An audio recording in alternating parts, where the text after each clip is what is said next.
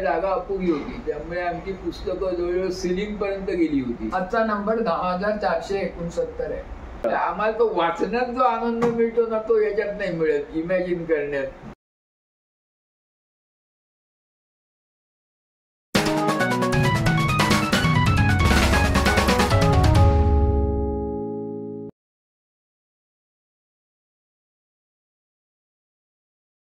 पुस्तकांचं आपल्या आयुष्यात एक विशिष्ट स्थान असतं. त्याचा एक इम्पॉर्टंट रोल असतो. नॉट जस्ट बिकॉज ती आपली व्होकॅब्युलरी इम्प्रूव्ह करते किंवा कम्युनिकेशन स्किल्स एनहान्स करते, बट प्रत्येक पुस्तक काहीतरी आपल्याला सांगण्याचा प्रयत्न करतो. It can be a story, it can be an event, it can be a lesson, it can be anything.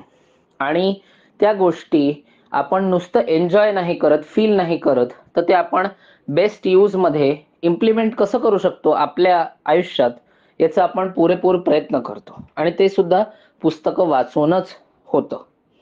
आणि पुस्तकं ही they are treasure chest of knowledge, right. प्रत्येक पुस्तक वाचताना आपण ते प्रत्येक क्षण अनुभवतो. आपण ते इमॅजिन करतो, ओके हे असं असं घडलं. शब्द जसं जसं आपण ओळ वाचतो ते आपल्याला काहीतरी सांगतंय, ते स्वतः एक माणूस होऊन बोलतंय असंच आपल्याला वाटतं. पान पलटवताना आपल्याला काहीतरी जाणवतं. तो आवाज, तो टच आपल्याला एक छान फिलिंग देतं. ॲट द सेम टाइम पुस्तकाचं पानांचा एक विशिष्ट सुवास असतो, तो आपल्याला एकदम फ्रेश फील करवतो, राईट. सो आज yes, we are going to a fresh place like this, but fresh in what terms? तर yes, we are going to a library. ही एक मराठी लायब्ररी आहे. यात सगळी मराठी पुस्तकं आहेत.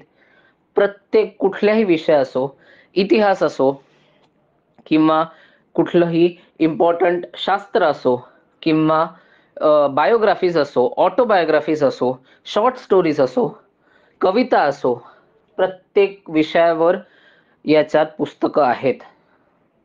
ॲल्फ्रेड हिचकॉक किंवा वॉरन बफेवर पण बायोग्राफीज आहेत, which are translated into Marathi. ते व्हर्जन ऑफ पुस्तक इकडे अवेलेबल आहेत. या लायब्ररीत एकूण 10,000 प्लस पुस्तकं आहेत. आणि गेस व्हॉट, या लायब्ररीला आज 50वे वर्ष लागलेलं आहे. Isn't that amazing? 50 वर्ष, ओ माय गॉड. त्या 50 वर्षाची जर्नी कशी काय असेल, we must definitely listen to it आणि एक्सपिरियन्स इट. आणि हे आपल्याला काळे सरांकडून कळू शकतं. त्यांनी, he is the one who started this library 50 years back. आणि त्यांना पूर्णपणे सपोर्ट केला मिस्टर अँड मिसेस टिळकनी. त्यांनी त्यांची मदत केली. हे एवढा मोठा डोलारा सांभाळण्यात मदत केली. ही एक लायब्ररी जी फक्त 20 मेंबर्सनी सुरू होऊन ती आज 250 मेंबर्सपर्यंत झालेली, एवढी मोठी लायब्ररी झालेली आहे. तर प्रदीप वाचनालयाची ही स्टोरी, ही युनिक अनकॉमन स्टोरी, अनकॉमन बाते, ही आपण ऐकून घेऊयात from Tilak sir, Tilak ma'am आणि काळे काका. Let's move. चलो. ही साधारण 1970 सालच्या सुमारास सुरू केली. 1970ला आम्ही राहायला जेव्हा इथे आलो प्रदीप सोसायटीत, त्यावेळी प्रदीप सोसायटी ही एकच तिथे होती. बाकी सगळीकडे अनडेव्हलप्ड होतं, डेव्हलपमेंट झालेली नव्हती.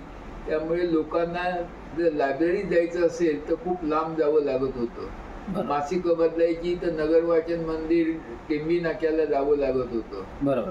आणखीन त्यामुळे त्या लोकांचं मी हे बघितलं तर खाली सगळे लोक संध्याकाळी बसायचे. त्यावेळी सहज त्यांना विचारलं की मी ऑफिसात एक मासिकांची लायब्ररी चालवतो, जर तुमची हरकत नसेल तर आपण इथे चालू करूया, मासिकांनी सुरुवात करूया. तर सगळ्यांनी मला त्याला संमती दिली. आणि तो ऑक्टोबर महिना होता, दिवाळी आलेली होती, त्यामुळे दिवाळी अंकांनी सुरुवात केली.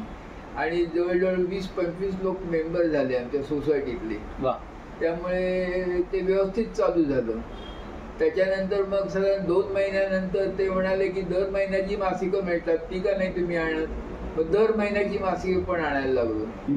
आणि नंतर महिन्याचे अंक ऍड केले. महिन्याचे घेताना त्यावेळी बरेच प्रसिद्ध अंक येत होते. म्हणजे त्यावेळच्या बायका आजही आम्हाला वाङ्मय शोभा मिळाला नाही म्हणून वाङ्मय शोभा अंक बंद होऊन 25 वर्ष झाली असते. बापरे. किर्लोस्कर स्त्री मनोहर हे अंक बंद होऊन 25 वर्ष झाली असते. पण तरी त्या म्हणजे मागताना वाङ्मय शोभा हवाय नाही तर किर्लोस्कर हवा आहे असं म्हणतात. तर ते जास्त यांनाच कल्पना आहे की तेव्हाच्या आणि भरपूर वाङ्मय यायचं. आम्ही आता 50वं वर्ष म्हटल्यानंतर एक कार्यक्रम केला होता मकरंद जोशींचा. त्याच्यात त्यांनी हा मुद्दा त्यांच्या भाषणात सांगितला होता की पूर्वी महिन्याचे अंक यायचे, त्यामुळे नवीन लेखकांना त्यांचं साहित्य प्रकाशित व्हायला वर्षाला 10-12 संधी मिळायच्या. बरोबर. हल्ली महिन्याचे अंक कमी झाल्यामुळे त्यांना दिवाळी अंकातच लिहिलं तर त्यांना जरा नाव मिळवायला 10 वर्ष जातात की ह्या दिवाळी अंकात आला, पुढच्या वर्षी आला असं. आणि ते म्हणजे आम्हाला आता संबंधित पुस्तकांची असल्यामुळे ते पटला होता. बरोबर. असं साधारण 1 वर्ष गेल्यानंतर मग ते म्हणाले तुम्ही पुस्तकं का नाही ठेवत, याच्याबरोबर पुस्तकं ठेवा.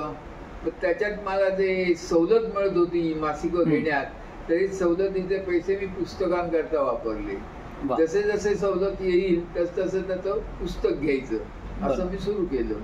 पहिलं पुस्तक मी गोनी दांडेकरांचं मोगरा फुलला घेतलं लायब्ररी पहिलं. आणि त्यामुळे त्याच्यानंतर मग हळूहळू जसजसे सवलतीचे पैसे वाढत जातील तसतसे मी हे करत गेलो, त्याची पुस्तकं आणत गेलो.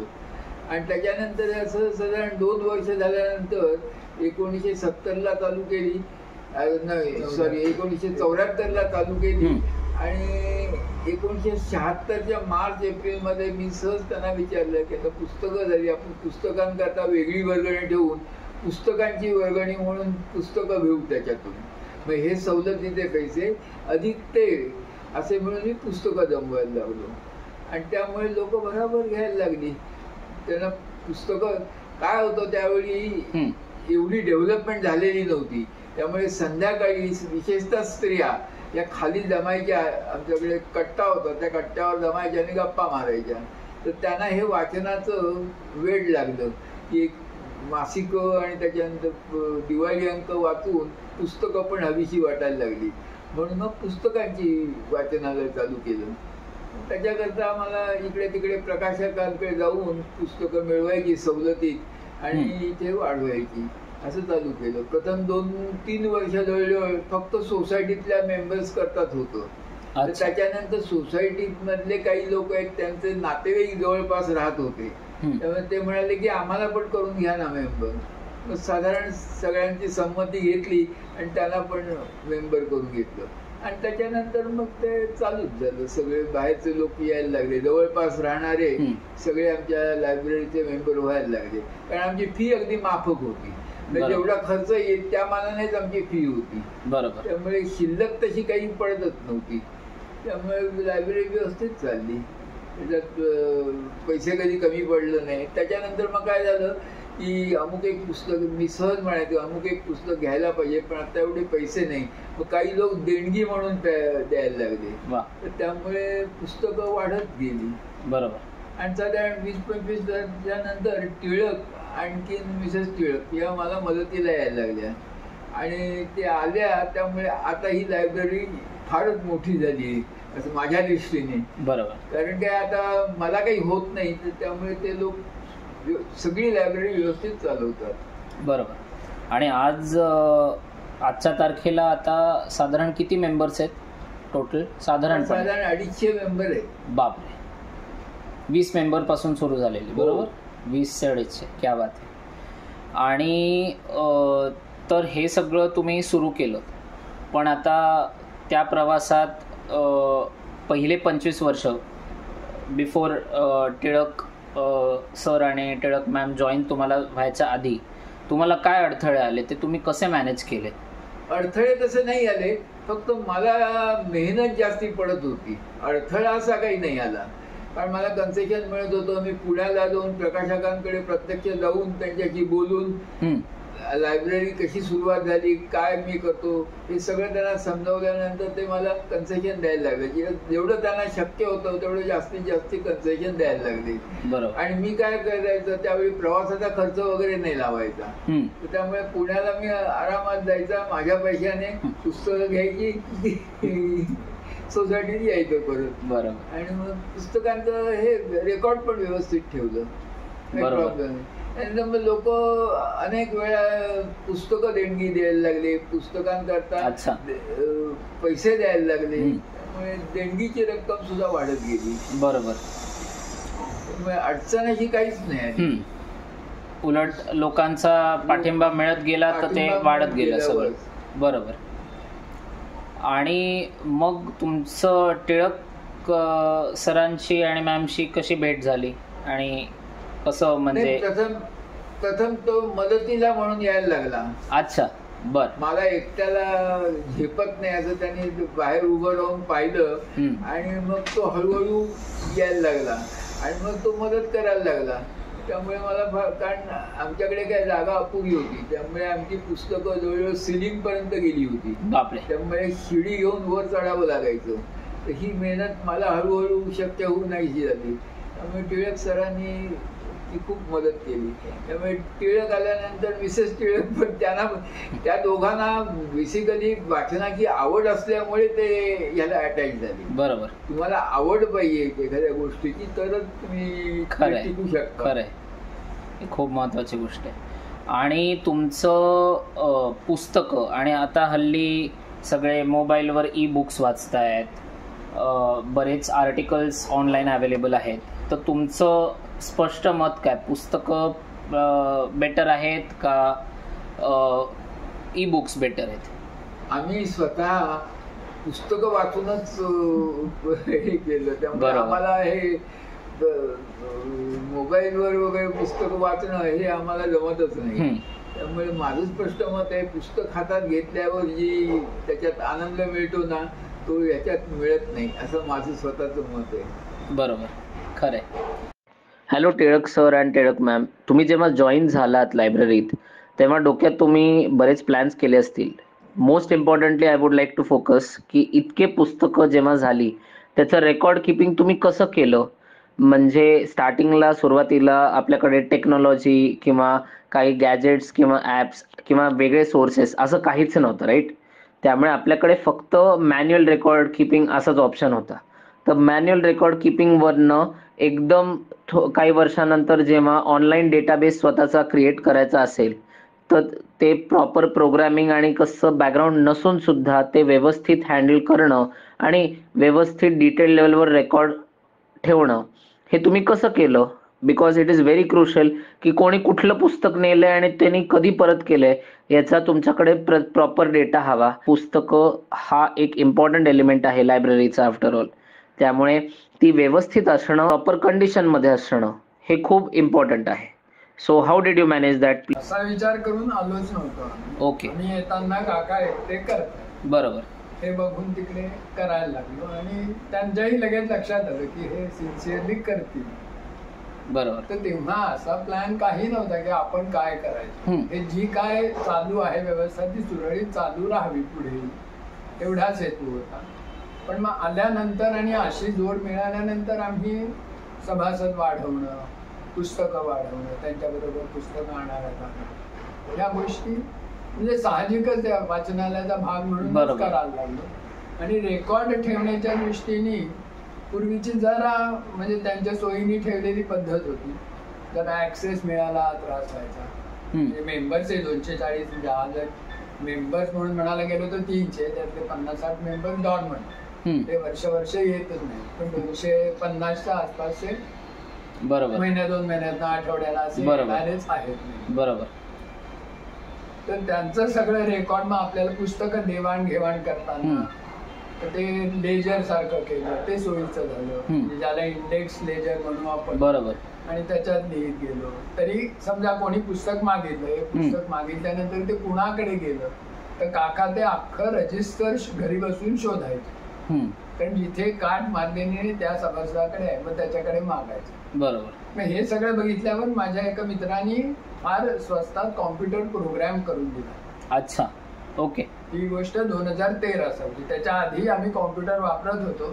तोपर्यंत आम्ही मायक्रोसॉफ्ट एक्सेल मध्ये मराठी फॉन्ट वापरून पुस्तकांची यादी करून ठेवली. तेव्हाचा नंबर होता 2500 पर्यंत. एक पटवर्धन म्हणून आमच्या सोसायटीत मुलगी होती, तिने करून दिलं. पुढचं 4500 पर्यंत आम्ही करून ठेवलं होतं त्याच्यात. बरोबर.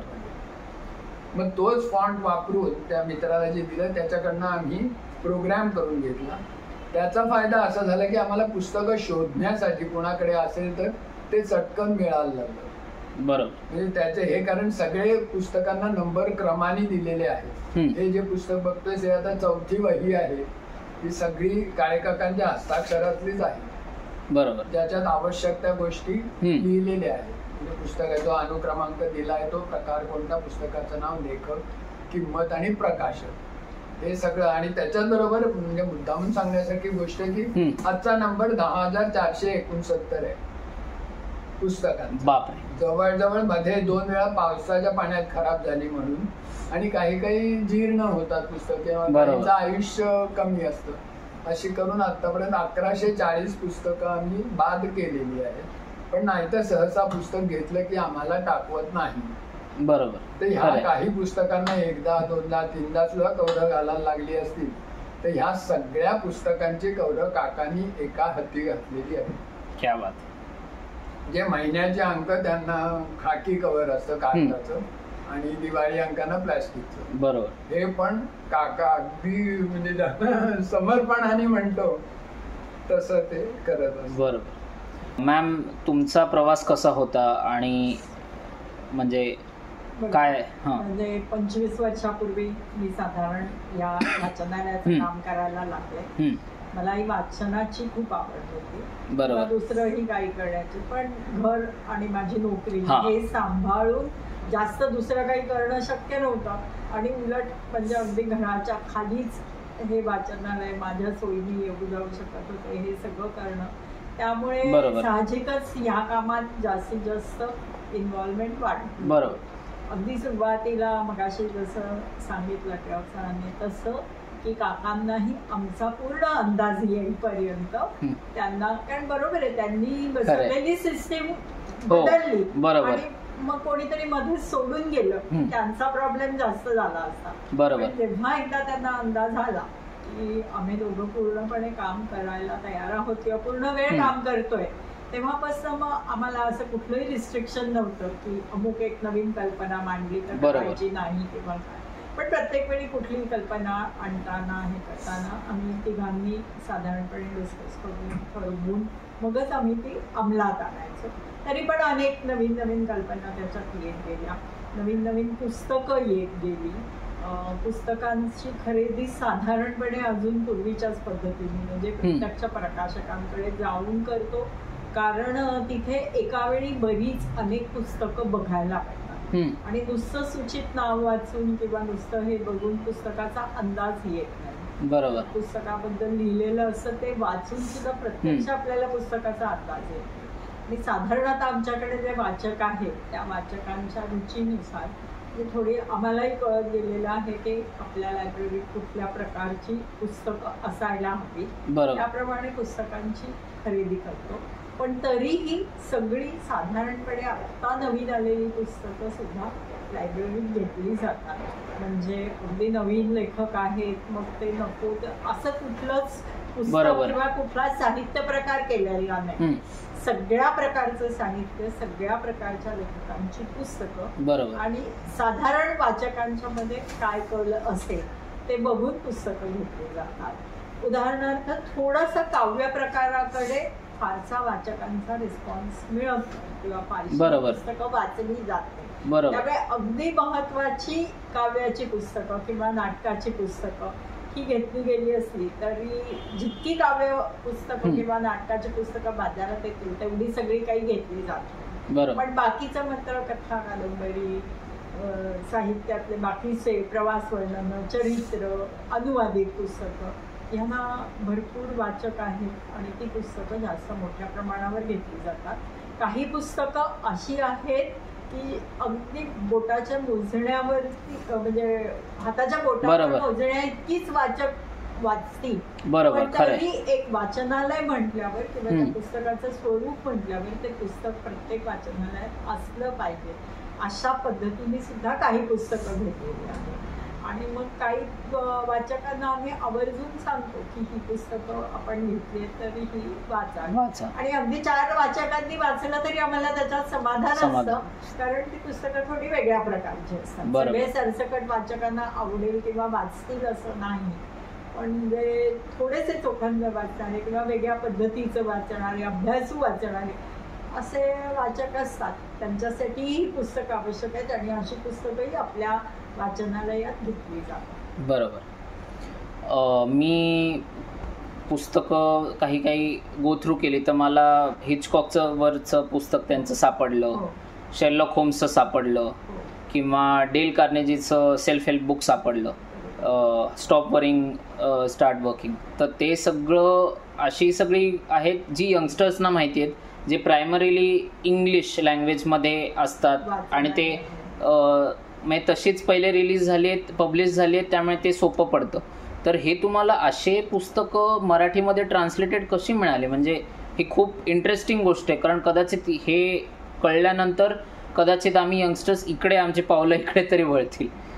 नाही, कसं असतं या पुस्तकांबद्दल बऱ्याचशा वर्तमानपत्रातनं काही मासिकं आहेत, ललित सारखी, पूर्वी एक अनुवाद नाही काय आपलं ते भानुकारांचं अंतर्नाद, यासारखी एक 2-4 मासिकं आहेत ज्याच्यातनं ह्या पुस्तकांबद्दलचा सध्या काय साहित्य प्रवाह चालू आहे, कोण काय लिहित आहे ह्याच्याबद्दलचे बरेचसे लेख, ह्याच्याबद्दलची माहिती येत असते. आणि मग अशा ह्यांच्या म्हणजे अशावरती आमचं लक्ष असतं किंवा ते आमच्या वाचनात नेहमी असतं. कुठले कुठले वेगळे वेगळे सध्या पुस्तकं येत आहेत किंवा कुणाला वाचकांची डिमांड आहे किंवा त्या पुस्तकांमध्ये काय आहे हे सगळं बघून आम्ही पुस्तकांची खरेदी करत असतो. आणि मी सांगितलं तसं की वेगळं पुस्तक आहे किंवा एकच नुसतं कथा कादंबरी एखादं नाव गाजलेलं आहे असं बघून साधारणपणे पुस्तक घेतलं जात नाही, तर त्या पुस्तकाची एक स्वतःची व्हॅल्यू असते. उदाहरणार्थ अल्फ्रेड हिचकॉक म्हटलं तर त्याचं एक वेगळं नाव आहे, त्याचा एक त्याच्या मागे एक वेगळं वलय आहे आणि त्याची पण ओळख सगळ्या वाचकांना असायला हवी किंवा अशा संदर्भातली पुस्तकं सुद्धा वाचकांनी वाचली जावी. बरोबर. अशा प्रकारची पुस्तकं आम्ही घेत असतो. वाचकांकडनं काही आम्हाला सजेशन्स येतात किंवा सूचना येतात किंवा या प्रकारचं पुस्तक घ्यावं किंवा हे घ्यावं, अशी ही पुस्तकं शक्यतो आम्ही घेण्याचा प्रयत्न करतो आणि बहुतेक सगळी पुस्तकं घेतली जातात. आता अगदी काही सगळी बाजारात आलेलं प्रत्येक पुस्तक वाचनालयात आहे असं नाही आणि ते शक्यही नाही आहे, पण जी पुस्तकं साधारणपणे बऱ्याच मोठ्या प्रमाणावर वाचली जावी किंवा अगदी क्वचित 4च लोकांनी वाचली तरी त्याचं तसं महत्व असेल तर तीही पुस्तकं आम्ही घेतो. बरोबर. आणि महत्वाचं इथे मला सांगायला आवडेल की ह्यासाठी आम्हाला कधीही पैसा कमी पडत नाही. आमची वार्षिक वर्गणी किंवा आमचं जे याच्यासाठी डिपॉझिट म्हणून आम्ही घेतो ते पैसे काही फार नाहीये, पण लोक आपणहून देणग्या देतात किंवा लोकांनाही हे माहिती आहे त्यामुळे लोक काही वेळा पुस्तकंही देतात. आणि त्यामुळे आम्हाला आजपर्यंत असं कधीही झालेलं नाहीये की बाजारात पुस्तक आलंय पण त्याची किंमत इतकी आहे त्यामुळे आपण घेऊ शकत नाही. जे पुस्तक हवंय त्याची कितीही किंमत असू दे, ते नुकतंच आलेलं असू दे तरी सुद्धा आम्हाला घेणं शक्य होतं. काही वेळा आम्ही 2-2, 3-3 प्रती सुद्धा घेतलेल्या आहेत पुस्तकांच्या, कारण त्याला तेवढी डिमांड. बरोबर. पण आता मात्र आम्ही शक्यतो ते टाळतो, कारण इतकी पुस्तकं मुळाशी सांगितलं तसं 10,500 पुस्तकं झाल्यावरती अशी पुस्तकं ठेवणं जरा मग कठीण होतं. आणि मग असा विचार की एकाच्याच 2 प्रती काय होतं 6 महिने त्याची खूप हे असते, त्याच्यानंतर त्या पडून राहतात किंवा राहतात. तर त्याच्याऐवजी नवीन नवीन पुस्तकं घेणं, एकच पुस्तक आहे ते शक्यतो लवकर लवकर सर्क्युलेट करून सगळ्यांना वाचायला मिळेल असं. खरं. रेकॉर्ड किपिंगसाठी तुम्ही म्हटलात की तुम्ही एक नवीन सॉफ्टवेअरचा उपयोग केलात, तर definitely that has helped you. पण ते नवीन सॉफ्टवेअर कसा चालतो, त्याचा तुम्ही कसा उपयोग करून घेऊ शकता, त्याला कसं अडॅप्ट झालात? ते एवढं त्रासाचं नव्हतं, कारण ओके. आधी मुख्य मुद्दा होता तो मराठी फॉन्ट हातात बसण्याचा. पण तो कीबोर्ड समोर ठेवल्यानंतर ते जमायला लागलं. बरोबर. शिवाजी मध्ये तो केलेला आहे. ओके. पण ते तिलाही जमायला लागलं आणि जेव्हा तो आणला तेव्हा जवळजवळ 6 महिनेपर्यंत आम्ही मुद्दामून काकांना पण ते करायला लावायचो. अच्छा. म्हणजे करोनाच्या आधीपर्यंतच्या मग ते काळातल्या ध 5-6 आणि वर्ष ध कसा तेही कॉम्प्युटर करायचे. व्यवस्थित हाताळू शकत होते. हम्म. मग करोनाच्या तेव्हा जरा गॅप पडल्यावरती मग आता मात्र आणि त्यांनी खरंय, खरंय. करत नाहीयेत, हाताळत नाहीयेत. पण नाहीतर त्यांनाही ते म्हणजे ते सोपं आहे. त्यामुळे तेवढं पुस्तकांची देवाणघेवाण नोंद करणं या गोष्टी त्यांनी केलेल्या आहेत. आणि त्या प्रोग्रामसाठी आमची कन्सेप्ट क्लिअर असल्यामुळे जे काय हवं आहे ते बरोबर त्याच्याकडनं घेऊ शकतो. आणि तो ऍक्सेस मधलाच आहे, MS Access बरोबर. मधलाच प्रोग्राम आहे. बरोबर. आता एक कॉमन प्रश्न तुम्हाला तिघांमध्ये एक साम्य आहे की तुम्हाला तिघांना वाचनाची प्रचंड आवड आहे. यावर्षी तुम्ही वाचलेलं कुठलं पुस्तक तुम्हाला खूप आवडलं आणि त्यातलं एक काय तुम्हाला त्यात सांगण्यासारखं आहे किंवा जे शिकण्यासारखं होतं तुमच्यासाठी, जे थोडं वेगळं होतं? मॅम, तुमच्यापासून सुरू. मी तर सांगेन आता अंजली जोशींचं गुरु विवेकी भला हे ओके. पुस्तक वाचलं. ते त्यांचे त्या आहेत सायकोलॉजिस्ट आणि त्यांचे गुरु किमू फडके म्हणून, ज्यांनी अल्बर्ट एलिसची REBT थिअरी भारतात सुरुवात केली. ओके. आणि त्यांना त्याच्याबद्दल प्रचंड हे होती, आवड होती आणि ती त्यांनी सुरू करण्यासाठी त्यांनी सगळं स्वतःचं आयुष्य त्याला समर्पित करून ते जगले. बरोबर. तर त्यांच्याबद्दल त्या मॅडमनी लिहिलेलं ते पुस्तक आहे. पण नुसतं चरित्र किंवा त्यांची इन्फॉर्मेशन किंवा त्याचा मागचा ध्यास असं ते पुस्तक नाहीये. त्यांना स्वतःला त्यांच्याबरोबर जगताना, त्यांच्याबरोबर शिकताना काय काय मिळत गेलं, म्हणजे त्यांचं चरित्र लिहिताना तो एक प्रकारे त्यांचा स्वतःचा धांडोळा घेण्याचा प्रयत्न आहे. म्हणजे हे पुस्तक लिहिलं ते जरी त्यांच्याबद्दल असलं तरी त्यांचा जीवन प्रवास उलगडताना त्यांनी स्वतःची डेव्हलपमेंट कशी होत गेली किंवा स्वतःही त्यांना त्यातनं काय काय मिळालं हे फार छान पद्धतीने सांगितलंय. आणि पुस्तक वाचताना मला असं जाणवलं की ते पुस्तकातनं अमुक एक हे उचलून घेऊ किंवा अमुक एक आपल्यासाठी आहे असं नाही, पण आपलाही जसा त्यांचा प्रवास त्यांच्याबद्दल लिहिताना वेगळा सुरू झाला तसाच आपलाही ते पुस्तक वाचताना आपल्या लेवलवरती आपला एक वेगळा विचार सुरू होतो. आपल्यालाही अशी कुठे माणसं भेटलेली असतात, अशा प्रकारचे अनेक प्रसंग आपल्या आयुष्यात येत जातात. बरोबर. आणि त्याच्यातनं एक वेगळं आपण आपल्या लेव्हलवरती काहीतरी विचार करायला लागतो किंवा आपल्या लेव्हलवरती आपण आपल्या आयुष्यात घडून गेलेल्या गोष्टींचा खूप वेगळ्या पद्धतीने विचार करू शकतो असं मला जाणवलं आणि त्यामुळे मला ते पुस्तक फार आवडलं. सर, तुमचं? मला आत्ता वाचनालयात म्हणजे ह्या वर्षात तरी असं मुद्दामून सांगण्यासारखं नाही, पण घरी एक होतं आणि ते ह्या वर्षातलं नाहीये आणि इंग्लिश मधलं आहे, ते पॉवर ऑफ नाऊ म्हणून. ओके. पण ते मला खरंच आवडलं आणि जरी त्याच्यात निरुक्ती बरेच ठिकाणी आली असली तरी, आणि ते वाचल्यावर एका गोष्टीचा मात्र नक्की खेद झाला की ते बहुतेक प्रसिद्ध आहे पुस्तक, बऱ्याच जणांनी वाचलंही असेल, पण त्याचा आचरण त्याप्रमाणे करतायत असं काही म्हणजे मला वाटत नाही. तरी ते अगदी त्या टायटल पासून पॉवर ऑफ नाऊ असेल तरी माझ्या माहितीतला कोणीही माणूस किंवा ते वाचलेला सुद्धा भूतकाळातनं बाहेर आलेला मला तरी दिसलेला नाही. खरं. जे त्या पुस्तकाचा जो पर्पज आहे तो नाही. आणि इथे जरी मराठी असली तरी इंग्लिशचं वाचन माझं बरंच आहे. त्या काकांनी सांगितलं नाही पण त्यांची सुरुवात इंग्लिश पुस्तकं वाचण्यापासूनच झाली होती.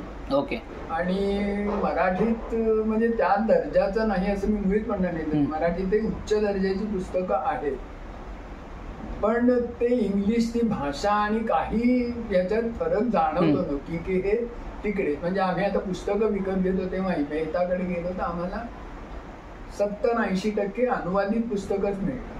बरोबर. आणि आता इतकी वर्ष घेतल्यामुळे तेही मला माहिती की तिची काय मेहताकडनं आणून त्यातली 50%हून जास्त पुस्तकं त्यांनाही मोठं आयुष्य आहे अशातला भाग नाही.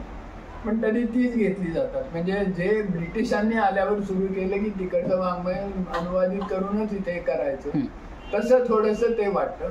पण मग आजच्या ह्याच्यात तेवढ्या प्रतिभावंत लेखणीतनं उतरलेलं असं दिसतं असंही म्हणता येणार नाही. म्हणजे ह्या जो मी तुला सांगितलं होतं की आतलं मी सांगेन म्हणून, त्याच्यात आम्ही ते जे शेरलॉक होम्स किंवा नारायण धरपासे यांचं आम्ही वर्गीकरण वेगळं केलेलं नाही की ज्या बाळ फोंडके नाही तर जय नारळीकर लिहितात त्यांना विज्ञान कथा म्हणून लिहिता येईल. बरोबर. ते लिहिलं तर मी त्यांचा नंबर सांगू शकलो असतो. रहस्य कथा म्हणून लिहिलं असतं ते आता कादंबरी म्हटल्यानंतर ते कादंबरीत गेलं. त्यामुळे 3,500 जास्त कादंबऱ्या किंवा 3,000 कथासंग्रह असे असतील तरी त्यांच्यात हे वर्गीकरण केलेलं नाही. कारण आता समीक्षेवर आमच्याकडे बरीच पुस्तकं आहेत आणि काही आमचे सभासद अभ्यास करणारे किंवा PhD असं काही करणारे ते मागतात तेव्हा आम्ही ती काढूनही देतो. आणि ती पण म्हणजे माहितीच्या दृष्टीने तू आधी विचारलं होतंस की ई बुक किंवा मोबाईलवर वाचणं, ह्याच्यापेक्षा जे प्रिंट मीडियाला जे महत्व आहे किंवा ज्याची ऑथेंटिसिटी आहे ती व्हॉट्सअप आणि ब्लॉग आणि ह्याच्यात नक्कीच नाही. आणि मग अभ्यासाच्या दृष्टीने किंवा तुमच्या स्वतःच्या उत्कर्ष किंवा ज्ञानवर्धनासाठी प्रिंट मीडिया, मग तो जर ई बुक म्हणून असेल तर आपण गृहीत धरू की त्या पुस्तकाचंच ई बुक केलंय म्हणून वाचलं जाईल. बरोबर. पण ते सुद्धा कथा कादंबऱ्यांचं होईल, कोणी समीक्षा आणि यांच्यावरचं करणार नाही. आणि त्या सुद्धा तेवढ्याच तोलामुळाच्या की त्या पुस्तकापेक्षाही जास्त वाचनीय असतात. त्या अशा ह्याच्यातनं करताना आपण की पुस्तक हे का वाचावं हे मला एखाद वेळ वाचून कळणार नाही, पण तू सांगितलंस त्यातलं काहीतरी तर मला थोडी उत्सुकता निर्माण झाली आणि मी तेही वाचेन आणि एन्जॉय करेन. खरं. आणि काळे सर, तुम्ही यावर्षी कुठलं वाचलं? पगडा आहे तो जुन्या लेखकांचा आहे, त्यामुळे ते जयवंदळी आणि सीना बेंडसे, गोनी दांडेकर यांचा प्रभाव जास्ती आहे. त्यामुळे त्या मला ती उत्सुकता लागायची की या पुढे काय होतं, ती कथा वाचताना तसं आता मला काही नवीन पुस्तकात जाणवत नाही. मला उत्सुकता वाटेल. आता मिसेस टिळकांनी जो उल्लेख केला तर मी नुकतंच वाचलं पुस्तक छान आहे, एक नवीन हे आहे, पण मनाचा पगडा नाही घेत. बरोबर. कदाचित आमचं माइंडसेट जो आहे हा जुना अजून तसाच आहे. त्यामुळे ते नवीन लेखक जे लिहितात ना असं हे नाही वाटत, ग्रीप नाही पकडत मला स्वतःला. पण जुन्या लेखकांचा प्रभाव जास्ती आहे माझ्यावर. नवीन लेखक खूप चांगलं लिहितात, विषय चांगले असतात, पण ते असे शॉर्ट मध्ये लिहितात. म्हणजे माझ्या दृष्टीने ते एक्सपांड नाही होत. बरोबर. त्यामुळे ते तेवढं आणि काही गोष्टी खोल आणि मनापासून ते एक्सप्रेस केलेल्या जास्ती सहज समजतात आणि जास्ती ते लोक म्हणतात की आणखीन काय सांगायचं. बरोबर. एवढं एक सांगितल्यावर वाचण्याला कळलं पाहिजे पुढचं. खरं. या विचाराचे लोक आलेत. बरोबर. आम्हाला तो वाचण्यात जो आनंद मिळतो ना तो याच्यात नाही मिळत, इमॅजिन करण्यात. खरंय. आणि सर्वात शेवटी तुमच्या तिघांकडून आम्हा यंगस्टर्सना काही इम्पॉर्टंट मेसेज किंवा काही एक विशेष टिप काही सांगण्यासारखं तर प्लीज सांगा. वाचलंच पाहिजे आणि त्या नुसत्या वाचण्यापेक्षाही तो जो काय वेळ आहे वाचनाचा मोबाईल मध्ये बघण्याच्या ऐवजी अर्धा तास मोबाईलवर बघत असेल तर त्यातली 10 मिनिटं वाचायचं. आणि ते वाचन म्हणजे स्वतःसाठी. हा वेळ प्युअरली स्वतःसाठी, फॅमिली ऑफिस या कशासाठी नाही, स्वतःसाठी. आणि तो एकदा पुस्तकाकडे दिला गेला ना की ते 10-100 मिनिटं कशी होतील हे तुम्हालाही कळणार नाही. आणि त्यासाठी जे वैविध्य आहे म्हणजे वाचनात आम्ही सांगतोय तसं की ज्या यांनी आम्ही ते राखलाय त्याच्यात आम्हाला असं फार वाढावं अशी इच्छा नाही, कारण आम्हाला झेपणारही नाही. पण आले तर नक्की आम्हाला शक्य आहे तोपर्यंत स्वागत आहे. आणि म्हणजे त्यांना जे काय हवं ते सांगू शकतो की आज तुला हे वाचायला सांगितलं नाही तर उद्या वेगळं काय सांगायचं, इतकं नक्की आता पुस्तकांची माहिती झाल्यामुळे होऊ शकतं. पण पहिलंच वाचलं जातं की नाही हे तरी कळायला पाहिजे. खरंय. वाचकाला आनंद स्वतःला मिळाला पाहिजे. तो आता आम्ही देऊ शकत नाही, ते वाचूनच त्यांना हे होणार आहे. तो चांगला खेळतो आणि तो बघणारा असतो, तो सांगतो की तसं इथे नाहीये. इथे तुमचा अनुभव, कारण स्वतःच्या अनुभूतीने चालत. आणि काय काय वाचून आता हिला नाटक किंवा सिनेमा बघायलाही आवडतं, कारण ती कला ही वेगळी आहे आणि मला ते पुस्तक वाचलं तरी पुरतं, मग अगदी मुद्दामून बघायला पाहिजे असं नाही. ती नाटकाची 250 नाटकाची पुस्तकं आहेत, 225 कवितांची पुस्तकं आहेत. कविता काही म्हणजे नाही गोडी लागली नाही असं. तुम्हाला सर्वांना आणि प्रदीप लायब्ररीला 50 वर्ष लागल्याचे हार्दिक शुभेच्छा आमच्या सगळ्यांकडून. हा एपिसोड इकडेच संपतोय. Stay tuned for the next episode. त्याच्या आधी तिघांना हाय फाय.